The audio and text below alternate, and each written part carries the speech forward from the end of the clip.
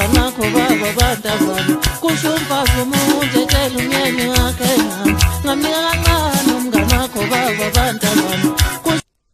Indaba enkulu ke namhlanje ukuthi libuyile ehostela kumabona kude season 2.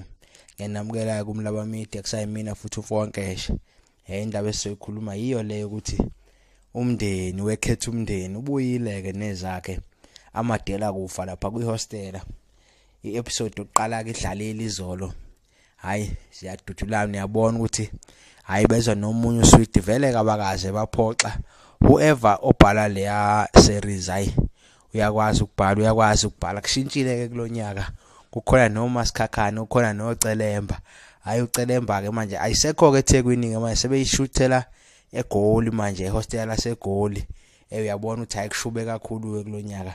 Kunensizwa lapha kahle labo baseGoli yibo abebenika ikhali le usizini 1 ikhali beyilandwa kuleli hostel liseGoli ngokohlelo ngokweshow.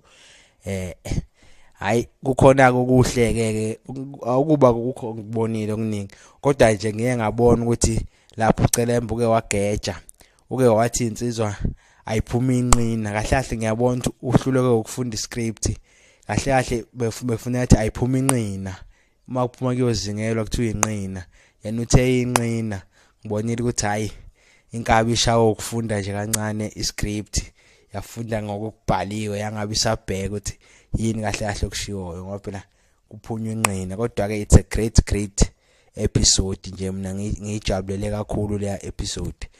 Abantu abakhona ke lapha okungithuse kakhulu uKhaya Dladla lona wayedlala uGC Kuzalo uyinkabi manje ngapha ehostela uyinkabi ngempela futhi i-right hand man yakhe lapha uCelemba and umndeni ukhona futhi ukhona umndeni usemahixihixini umuntu ofuna ubuyeka manje ukuba inkabi kodwa manje kuyamlandela ngoba inyanga imtshelile ukuthi yona ayilaphi yaloya kahle yena afuneke athola umndeni wakhe athola umalume wakhe ngapha nangu uMasikhakhane bambuyalela indodana ibulawa uye lapho uCelemba ngokusho kwamaphoyisa akasazi ke ngoba phela sisazoyibuka yonke ke iseries nasengijahe nje ukuthi phinde kube yisonto elilandelayo siphinde siyibuke futhi.